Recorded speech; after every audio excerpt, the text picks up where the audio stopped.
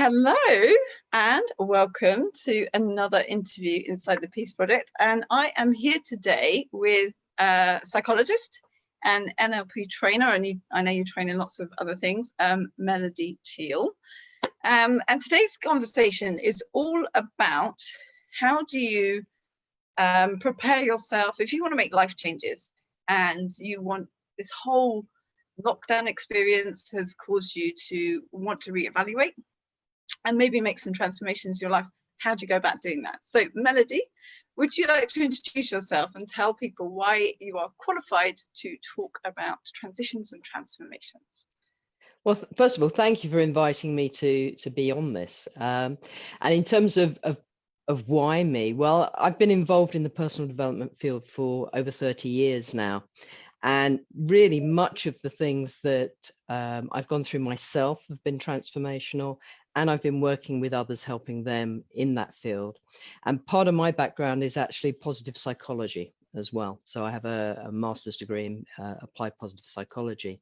And a lot of that is about being aware of mindset and how much mindset impacts on how we manage things, how we actually transition through crisis, how we get through the other side of it feeling stronger. And that's really, for me, one of the most important things, that we head towards what's called post-traumatic growth, which is feeling stronger afterwards than when we started. I love that idea, because actually it's really easy to catastrophize our situation and circumstances. But actually, for me, that balances it all out. That it actually we could turn it on its head and make it into a positive experience, and people are hitting the like button with that. That's resonating with them too. Good. So, okay, so you work with all sorts of different clients, don't you? I do. And I was sort of more angling at the more personal clients, more personal transformation. So people might be thinking that they want to change their career. I think that's going to be a really common thing. Lots of people are reevaluating their relationships. Maybe their lifestyle setup, how they structure their day. Maybe they've started exercise and loved it, want to keep with it. When you work with someone, what is the first thing that you do when you work with them to help them, I guess, get clear on what it is that they want to do? Well, you've kind of answered it already. The first step is helping them to get clear about it, because very often people come in and they're not clear. Right. So they'll have some sense of something in their life doesn't feel right. They don't maybe feel comfortable, or maybe they've lost their sense of fun. Sometimes people say things to me like, there must be more to life than this. And that for me is one of those particular phrases that is always a sign, well, that's someone who's ready to change. They've got to a point of everything is adding up and it's not balancing out. There's something not quite right. So the beginning is really holding the mirror up and allowing them to just check out, well, what is really going on? And that's the beginning point of it. And we might do that in a number of ways, but quite often that is just about having the space to do it for many people. Yes, I agree. So, and you're trained in coaching tools, psychology as well, yeah. And so what does that look like? It's a dialogue, I'm guessing. Well, my tool bag is many and varied, and I tend to pull out of the tool bag whatever it feels right at the time. I work a lot with NLP and a lot with core transformations, and both of those are really about helping us change how we think, not what we think. So if we've got something that is creating a negative state in us and making it hard for us to feel good about ourselves, it's about making changes in the way we access our states so that we feel more resourceful. Now, in some ways, that's quite a confusing thing to say, because very often traditional coaching, and I work as a therapist as well, traditional therapy will often be about going over the story, going over the difficulties over and over again. And in my experience, that tends to take people down a rabbit hole that takes an awful long time to get through. Now, they do get through it. Obviously, there are people that work in that way, but people can actually get to their goals far quicker by focusing really more on the solution. Where is it they want to get to, rather than where have they been? Yeah, that makes a lot of sense. And I watched a systems engineering video recently, and he said if something's broken, don't try and fix it. Just start from the bottom up and just create from fresh, which I think is a really exciting prospect, because actually then you can do that whole blue sky thinking, and sky, the sky's your oyster, and yeah, you can create from scratch, or at least you can get excited about what that future might look like, what that goal might look like. For those that don't know much about coaching, what does NLP stand for? Can you give us a quick summary? Sure. It's been around for a long time, and the letters stand for neuro-linguistic programming, or neuro-linguistic psychology, which is what I tend to use as my label. And it was based originally on the work of three particularly outstanding therapists that were modeled to see how were they doing what they were doing. They were absolutely outstanding in their field. One of whom was Fritz Perls, who is the founder of Gestalt therapy, which many people will have heard of. The second one was Virginia Satir, who was a family therapist of particular renown. And the final one was Milton Erickson, who was a hypnotherapist who developed the idea of what's called indirect hypnosis, which tends to be much more effective than the more direct type, in my opinion, I should say, perhaps. And so that's kind of, and originally NLP was really just about modeling excellence. So it would have been about finding anyone who's really good at what they were doing, find out how they were doing it, not just their behavior, but how do they think? And how can we take on the same thinking pattern and produce the same results? However, what's ended up happening was that a lot of the work that was developed from those early people turned into NLP Practitioner, which is a big toolkit that is really useful for transformation and personal development, which is where many of us end up spending more time rather than in the original modeling. So does that explain it? Well, it's given me a whole bunch of information I didn't know about. Actually, I didn't know about the origins of it. So, and it was based on three exceptional therapists. So, so somebody decides they want to make changes, and so we decided the first thing to do is get clear. What's the next thing that you do? Well, then I'm going to decide on what approach we're going to use. So for instance, one of the things that people have been talking to me about this week is something called imposter syndrome. So I wrote a blog about it recently as well, and we're doing this in our specialist group later this week. And that's really a deep belief that someone's taken on about themselves, usually about not being good enough. And when we're working with something like that using NLP, the processes are about actually, first of all, identifying, well, what do you want to believe about yourself instead? So if you've been believing something like I'm not good enough for a long time, what would you like to believe? Now, that one's a fairly straightforward one that people usually say, I'm good enough. That would be good. However, although it's straightforward, it's a big one because it's a core belief. Yeah, it's a really core belief. So I might use any one of a number of tools. And these days, I very often use something called core transformation first, which is about, and this really goes back to Gestalt's work on parts. And it's recognizing that it isn't the whole person that thinks they're not good enough. It's a part of them. And that part is usually very young and will get in the driving seat at certain moments. And when it's in the driving seat, that part's going to be saying things in the ear like, oh my God, they're going to find out in the moment. They're going to realize, they're going to notice that you don't know what you're talking about. And of course, that then is undermining. And almost everyone I know that's got this, by the way, is usually really good at faking it. So people looking at them have no idea what's going on the inside with this little voice. But it is really just that small part. And the part's got a positive intention. And that's a really important part of NLP. We always understand that these kind of drives within us were developed for a really good reason. And they were usually to do with safety, protection.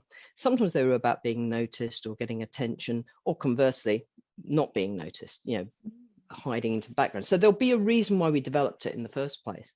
And often we don't actually need it anymore because we've actually got other resources. But this little part doesn't seem to know that.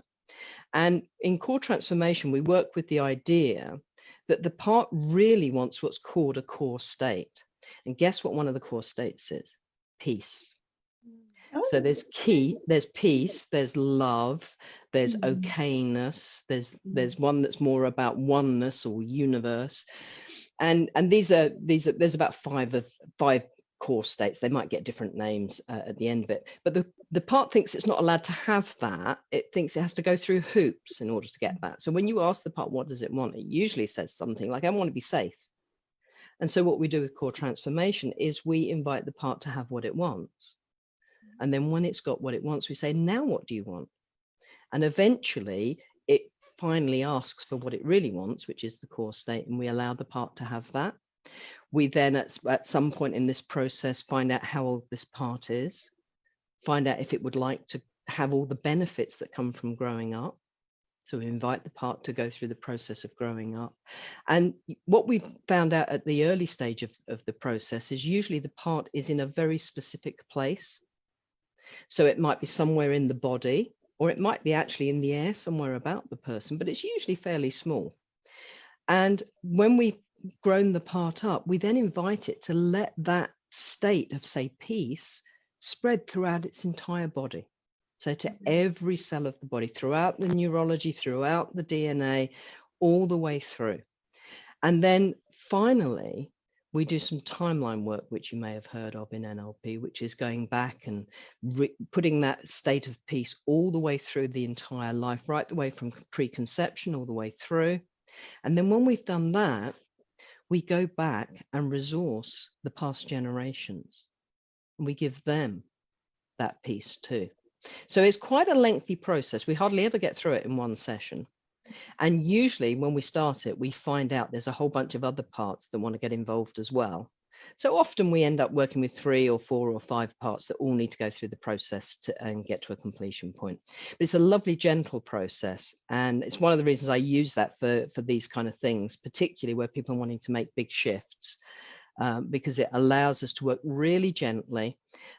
We never force anything. It's always about allowing. So if there's any resistance, we don't try and fight it. It usually means there's something else going on. So it might just be that another part has shown up, and we just need to find out what's happening. Is there another part saying something, or is there an image, or is there a feeling? And we follow that and we find that. And the whole thing is always done in a really gentle way. And sometimes we have to revisit the same thing a few times, because if it's a core issue that someone's been carrying with them for a long time, we can't wave the magic wand and get rid of it in 5 minutes, because we've spent a long time developing it. So we do have to repeat it. However, what tends to happen is it's still pretty fast in some ways compared to some other approaches where it might take years and years and years. We're talking months rather than years. So it's a different approach from that point of view. But I love it, and I love teaching it as well, because it's something I teach to other therapists as well. So and there's a phrase that comes to mind for me, that in a sports psychology book I love, there's an equation. It said performance equals potential minus constraints. Absolutely. So what I'm hearing is that when you're saying allow, is you're taking away the constraints, and then naturally we will just take on and embrace that state, those core states. And I love the peace is one of those. So, and actually I'm just wondering, when we let go of the things that are holding us back, do we then naturally move forwards? Do we then naturally just embrace, I guess, our skills, or we start to move in the direction of a healthy relationship that we're seeking, or a new career? Or Absolutely. And I think when you talk about relationships, it gets really interesting, actually, because usually there's a number of things that need to be cleared. One of the books I've written is actually called The Relationship Dance, which is about relationships. And we tend to have repeating patterns of relationships where we keep doing the same thing over and over again until we address it. Now, I can really speak from experience here, because I used to only have abusive relationships. And I didn't realize it was a pattern. I didn't realize that there was something going on that was magnetizing the wrong kind of relationship for me. Now, one of the things I always think is important when we talk about these patterns, it's not about being someone's fault.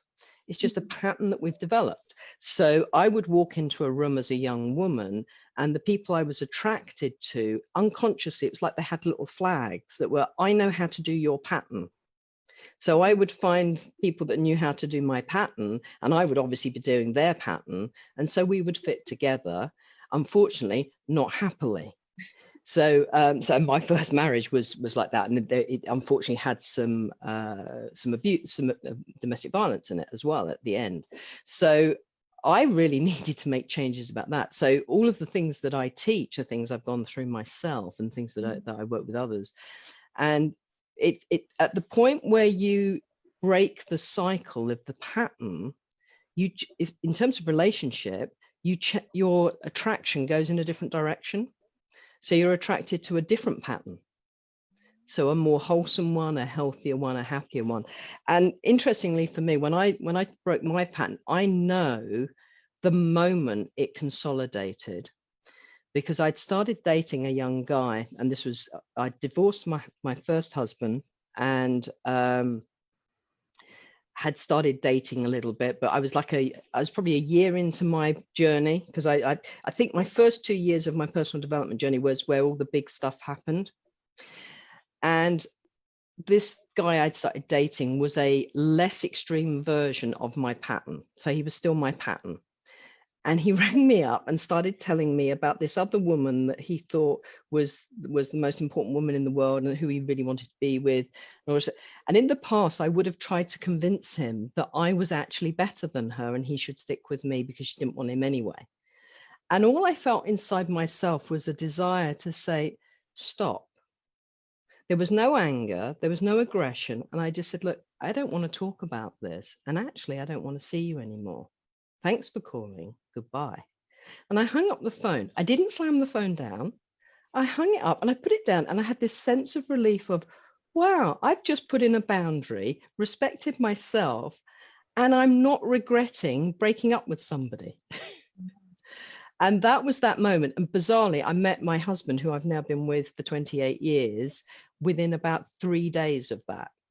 Wow. And I do believe we have to make space before we can actually bring something else in. And I think sometimes people stay in difficult relationships because they're afraid they won't get another one. Yeah. So, and that becomes part of the transition and part of the post-traumatic growth, to come back full circle to what I was saying earlier on, is that sometimes we have to take a risk. We have to recognize that when we're going through a transition point, a bit like everything that's happening in the world at the moment, sometimes there is a feeling of a scare. But actually, if we go through that scare and get to the other side, what's on the other side is worth it. So it's taking that big step. And I always think of Suzanne Jeffers' book when I say this kind of stuff: feel the fear and do it anyway. I hated that book. I think I probably wasn't ready for it. Well, I love one of her phrases, which is that we often stand on one leg, hesitating to take the next step because of our fantasy of what we think is going to happen. And our fantasy is almost always worse than what actually happens when we take the step. And it's, to talk about the core transformations work, it comes back to usually that we've had experiences, we've drawn conclusions, they now form the map or the filter through which we see our future experiences. And so it makes so much sense to go back and clear those old patterns so that we can move forwards in confidence. And it doesn't mean that there isn't some kind of excitement rather than anxiety, I would call it. Sure. But there's not this feeling of dread, or we're not walking forward, sleepwalking forwards, in a sense. They're just like repeating those old patterns over and over again. Catching yourself is actually the first step in that, and realizing that we may be partly responsible for the patterns that are showing up in our life. Absolutely. And I think that's the moment we take back our power. I'd agree. Yeah, absolutely. Yeah. And I think it's taking that power back. There's something in there about recognizing we didn't create the patterns in the first place. Okay. But we can take responsibility now for what we do with them. And so recognize if it's a pattern that's not serving you, you can change it. And I think you're absolutely right. If you do the deeper work and clear the deeper stuff, there is a sense of just stepping forward easily and effortlessly. And actually there is no dread, there is no anxiety, there is excitement. And there's almost a sense that the peace thing is actually quite a big part of this, I think, because there is a sense of not feeling like you've got anything to prove, because it's just about what do I want to do next? I think I want to do this. Oh, actually, that isn't what I want to do. Oh, maybe I'll go and do this. Which is the taking the risk part, yeah. not being afraid to make mistakes, but there's no judgment, no blame. Yeah. And no attachment on one level. I mean, that's another part of it. I don't mean, obviously in a relationship we would like to have attachment. That's not to say, you know, relationship we do want to be attached. However, it's about recognizing that you have to have a good relationship with yourself first. If you have a good relationship with yourself and you respect yourself and you are able to take care of yourself, you're more able to be yourself in a relationship, which is equally important. Yeah, so important. And that relates to everything, your relationship to your career, your family, to, yes, a romantic partner. Yeah, absolutely. I would definitely agree. Some great comments coming in. So Dave Harris, who I was on a call with this afternoon, we were talking about the I am enough. So we spent an hour talking about that. So he said how interesting that it's coming up for you, and you're seeing it with your clients as well. Marion resonates with setting of boundaries. She's saying, yeah, really important. And Linda says, yeah, making the space. I think this time has allowed us to review our space and make it for what is important, like a reevaluation of what we allow in our space. Great reminder. So lovely, lovely. Nice. Oh, great comments. So once someone has they've got clear on what they're doing, or what their goal is, and I have funny stories about goals and coaching. They've removed some of the barriers and blocks. What then do you support people? Because I'm going to guess that there's an element of accountability and helping people to take perhaps review and reflect. On the well, that would be more in the coaching side of things. In Okay. transformations, it tends to be very fluid, and it's just state driven. And if people are getting the change on the inner level, they don't need accountability, because they'll do what they need to do because it's healthy. So that's different. But I do work with people with an accountability lens as well. And interesting, you mentioned goals, because one of the things I talk about in my coach training is the truth about goals. And that is, I'm a business coach as well, and there's a real attachment to things like SMART goals in many organizations, and they only work about 15% of the time. Okay. Because usually the goalposts move about 10 minutes after they've been set anyway, if it's a business thing. But also, what we're doing when we set a really specific goal is we're narrowing the focus right down. And this is coming back to the NLP idea, that what we tend to work with people is, okay, so that's what you want, but actually what you really want is what having that will make you feel like. Because actually, if we do an extreme here, someone comes in and says, I want a Ferrari. Okay, so very concrete goal. It's specific. Okay, we know how much, we can look up how much it costs. We can find out how much they've got to save to get it, or what kind of payment plan they need, or even if it's realistic. We can do that. But actually, the more important question is, well, when you've got a Ferrari, what does that give you? And the answer might vary from person to person. So one person might say that it makes them feel accomplished, or that they've achieved something. Someone else might say power. Someone else might just say, oh, it means I'm worth it, or whatever. So people come up with something, but they only ever come up really with feelings. Do you really need a Ferrari to feel that? Well, the answer is no. So, but that doesn't mean people can't have those kind of concrete goals. They can. But when people understand that, what we call it end state energy, what is the end state energy that you're actually after, really? In which case we open it right up and say, well, there's 100 different ways you're going to get there. What's really important is you need to know what your end state energy is. Go and get some of it, because that's what we do in the technique. And then you'll go and do something with it. which might mean you do what you need to do to get the Ferrari, or you might think, actually, I don't need a Ferrari. I want to do something else now. See, I wish my life coach had told me that, because every time I've gone into coaching, I'm like, I want this, this, and this. I come out with like the complete opposite. So that's my funny story about coaching. So now when I go into coaching, I realize that actually, no, I'll just, I'll put this goal out, but I probably won't get that. I mean, the Peace Project probably came out of some coaching I had, because I went and had some sessions with someone, and I just said, I want to be more visible. And I was sort of thinking about doing a TED talk or something like that, but no, it turns out I'm going to do the Peace Project. And I had a moment the other day, because if I had consciously thought about this, I would never have gotten ahead. There's some of the videos within the Peace Project, and these interviews have hit 450 views. Now, if I'd have started the Peace Project knowing that someone's going to watch a video, I was going to be watched 1,000 times. I've done quite a few of these videos now. I'd be like, oh, no.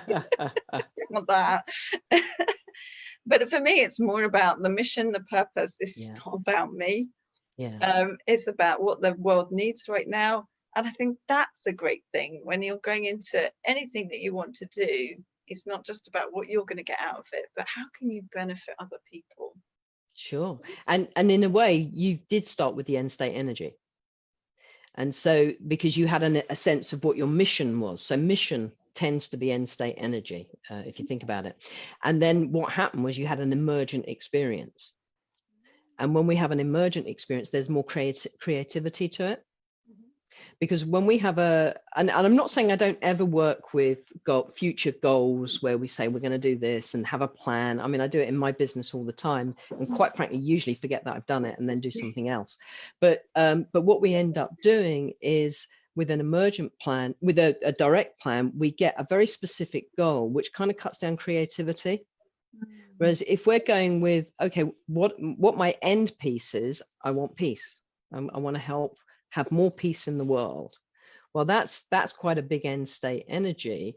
And then you're just allowing the space, then ideas can emerge up, and you'll try some things and they'll take you in the direction you want to go. And other things you might think, I'll do it for a while, or maybe I won't do it.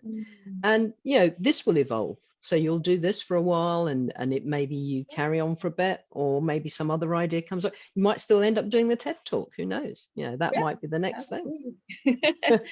So we're coming to the end of our time. So just to sort of summarize and give people some take homes that they can take away from this, like, what would you advise for anyone that is looking at their life right now and go, I really need to make some changes? Okay, so if someone's saying they really need to make some changes, there's going to be something about just stopping and listening to yourself. And it may be that you might need to take yourself out of whatever busy environment you're in. So it could be go and walk in nature and just ask yourself those questions. What do I want? And just sit and wait and see what comes up. And that will start to get you in touch with your own inner knowingness, because everybody actually has that. And when you know your own inner knowingness and know how to listen to it, the answers will come out. And quite honestly, I often say this when I'm teaching people how to do this kind of work, is that when someone's ready, quite honestly, they could go and talk to the rubber plant in the corner and they change. And I love that. Because when someone's ready, they just all we need to do is provide the environment and be the catalyst. Sometimes people need a few tools, but I mean, at the end of the day, if they're ready, they're ready. I love that, because it's right. I write things down. That's the way I do it. I write lists, and then I find them like a year and a half later, and suddenly go, oh look, I actually did that. I didn't even try. That came true. So, and I love that advice, just quiet time. And it might be removing yourself from your workspace for a bit or something. Holidays are great, aren't they? And we're all a bit bereft from not being able to go away and have those like clean breaks. But this whole having to stay at home in itself has been like hitting the reset button.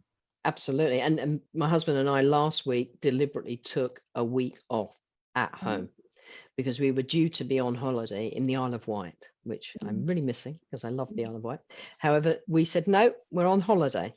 and we both kept each other to it, because every now and then we were thinking about checking emails and things. No, we're just on holiday. We check them 10 minutes a day for anything urgent, and then if it's not urgent, we don't do it. And we pretty much stuck to that and went out and did some walking. And actually, we had the brilliant weather, of course, but we spent a lot of time in the garden and just being out in the garden. We've got a lot of wild nature in our garden, and just spending time with that. And it was wonderful. And I got really creative during that process. So writing to me isn't work. So I was allowed to do that. And my husband was writing as well. So we did that. Lots of writing. Yeah. Beautiful. And lots of people are really resonating with what you're saying, especially rubber plant. Yeah. Lots of rubber plants get lots of business at the moment. It's going to be a spike in sales. Well, I'm going to draw this to a close today. If people have got any questions, they can ask, can't they, underneath the video? And if they tag you, then they can, you'll have a moment to check. But no, I just want to say thank you. I've loved our conversation today. It's been really good fun. Too. And we didn't tell people how we know each other. It's through a coaching group, isn't it? We do. Yeah. Quite a few years now. Yes.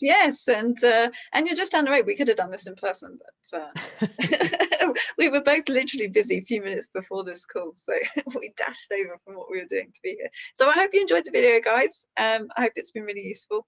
And if you've got any questions, post them below. And thank you very much, Melody. It's been a real pleasure. We'll catch up soon. Okay.